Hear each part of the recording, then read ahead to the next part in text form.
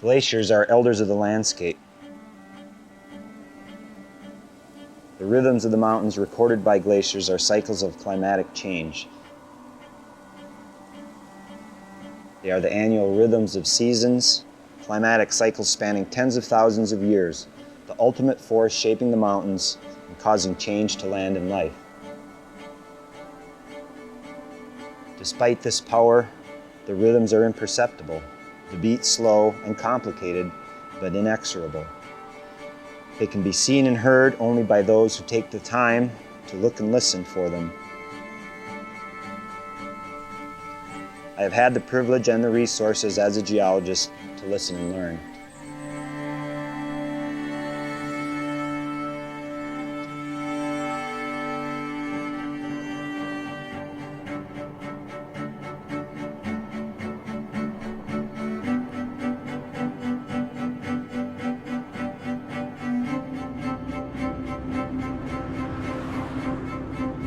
I came here because my father had been in Fort Lewis at the end of World War II, and he told me that this was the wildest place left in the lower 48 states.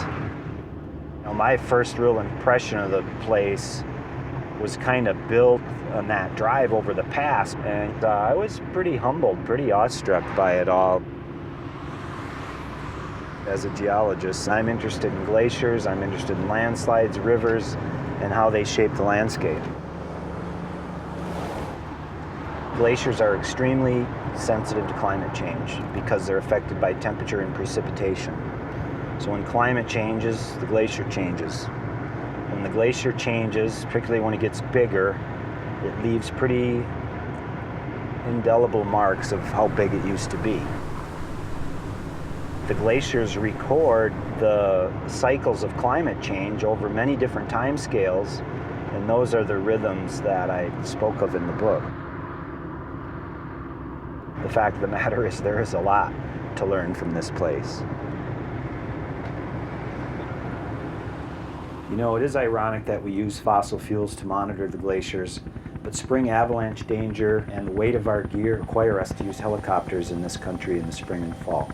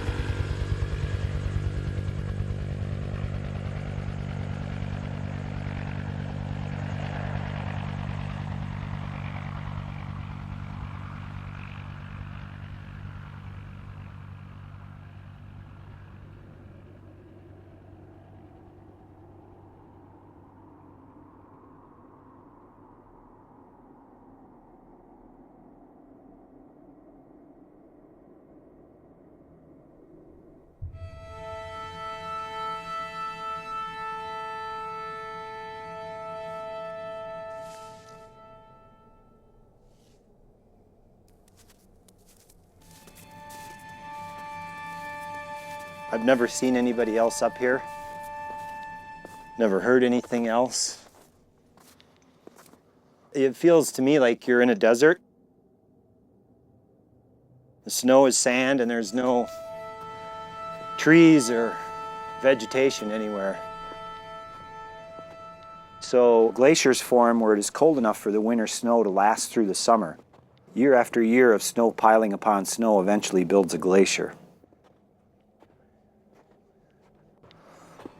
We come in the spring with a backpack-mounted steam drill that we use, and it's got about a 12-meter long hose and a fiberglass rod with a brass nozzle on it, and it jets steam out at pretty good pressure, usually 20 psi or more, and that will melt through the snow, through last year's snow, which we call fern, and into the ice, and in that we can drop these melt stakes. So our only job here today is to measure the height of that stake, which will give us an idea of how much melting has occurred since we put it in at the end of April. That is telling us what's happening in a near real-time basis. We're basically measuring how much snow the glaciers accumulate in the winter, and then how much of that snow and the ice beneath it that they lose in the summer. We remove these stakes because we won't find them next spring under 30 feet of snow, and we need to break them into smaller pieces to get them into the helicopter. Many years up at this higher part of the glacier, we'll see 5-6 meters of melt in a really warm, sunny summer. Noisy Glacier is the lowest elevation glacier in our 4 glacier network here, and we're at about 5,600 feet. The lower in elevation you are, the warmer it is, the more melting there is. And for Noisy Glacier, it's now cut off from the high accumulation zone to the south and east of us. In many years, when we come back at this time of year, what we're seeing is that there's no snow left on this glacier from the previous winter. Okay, and so as a result of no ice feeding into this glacier, it's stagnating, okay, and it's sort of just melting in place. It's not being replenished by ice from higher up. So Noisy Glacier is probably, among the 4 that we're monitoring in this park, is doing the worst.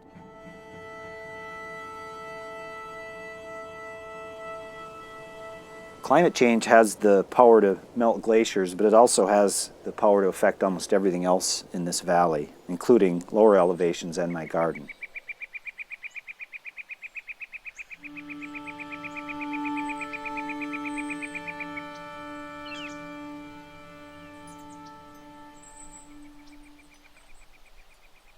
Well, the garden I started, I cleared the land and made the fence because there's a lot of animal pressure here, deer, bears, coyotes, bobcats.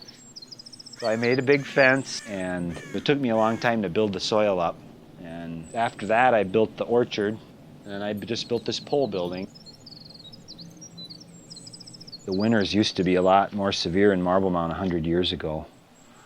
Awfully cold and wet, awfully big avalanches, awfully big piles of snow to shovel.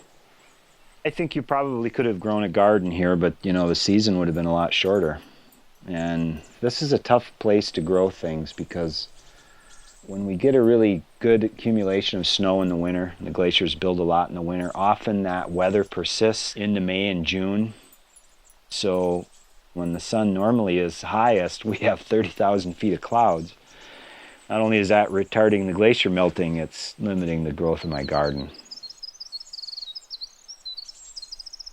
Place is very important to me, without a doubt. Getting your feet in the soil, sending some roots down and living close to the land. To me, that's a big part of a fulfilled life, is having some roots, right?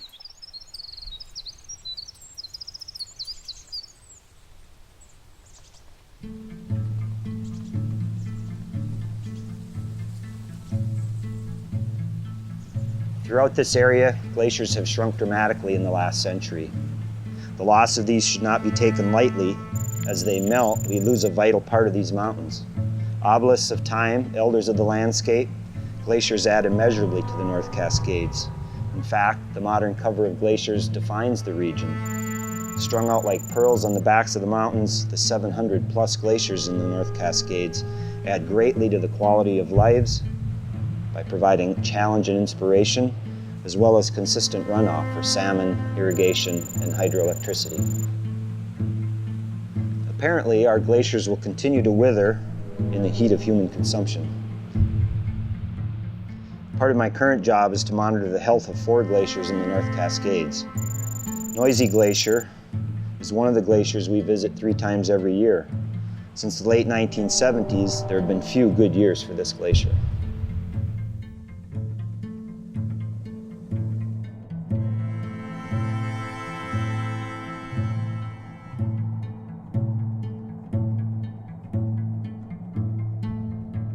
The geologic records that I've been looking at and some of the other records of temperature and climate that go back 1,000 years show there's been about 4 or 5/10 of a degree Fahrenheit variation naturally in our temperature over the last 1,000 years. And what we've seen since 1900 is an increase of about 1.5 degrees Fahrenheit. So for me, I'm willing to accept that about a third of the warming we're seeing is natural, and the other 2/3 are likely caused by humans and greenhouse gases. So one of the things we like to do if there's snow left on the glacier is try to probe to last summer's surface, and this will give us an independent measurement on our melt.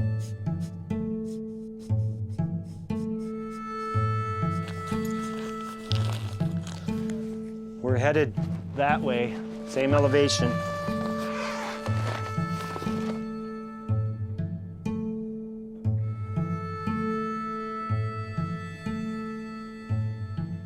So I named my daughter after that mountain.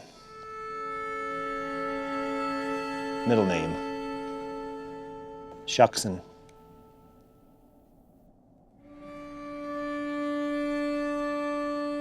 These measurements of change in glacial volume are directly linked to other research projects in the network of national parks in Washington, including the outburst flood study by Paul Kennard and the ice velocity measurements by Laura Walkup at Mount Rainier National Park.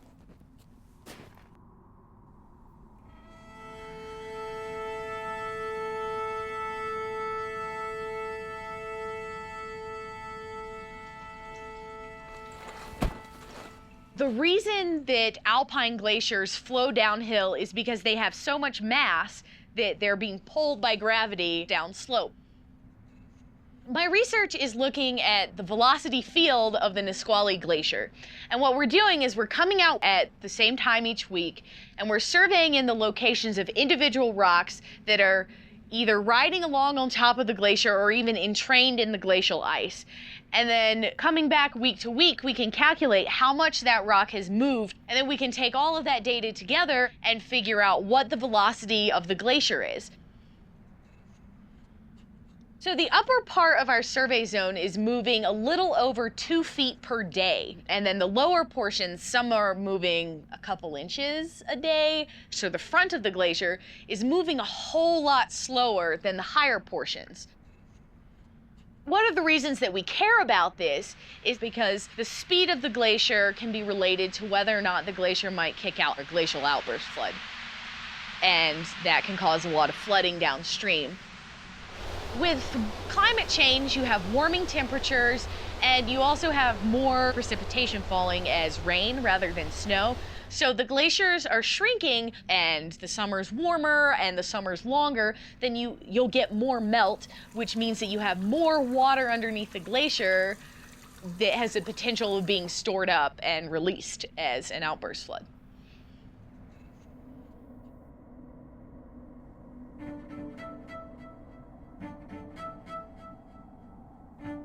It's going to be substantially warmer 50, 100 years from now. If you think of people that live on an island in the Pacific, that's 5 feet above sea level, and they're going to lose a lot. They're going to lose their culture, they're going to lose their land, they're going to lose everything.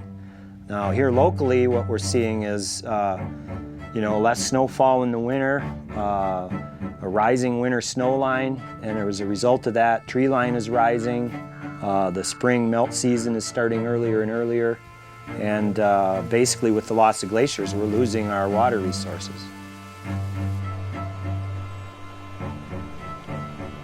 It's important to do this over a long period of time, in part because our climate is so variable.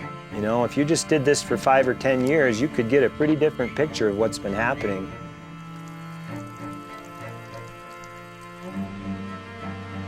The parks present a great opportunity because not only do we have glaciers, but a lot of our park systems are fairly well intact, so when we measure change, it's easier to relate it to the cause.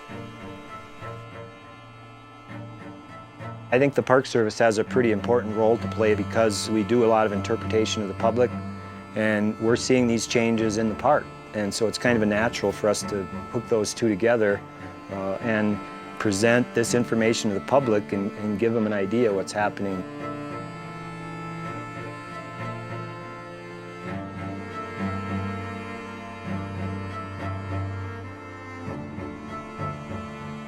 The rhythms of our lives may seem weak, especially in the din of the city. In these mountains, the Earth's rhythm is strong, and its pattern is a big part of this place and our lives in it. Glaciers and their creations remind us of our helplessness in the face of ice ages and of our dependence on the interglacial climate for food and for development of our civilizations and cultures. Here, the big ice ages dominate the rhythm at 100,000-year intervals. We exist dependent on the warmth between ice ages. Fainter, less frequent beats remind us of other patterns to life here. Some come by the millennium, others by the decade, but each is recorded in the glaciers and glacial landscapes of the North Cascades. They remind us of our past and give perspective to our future.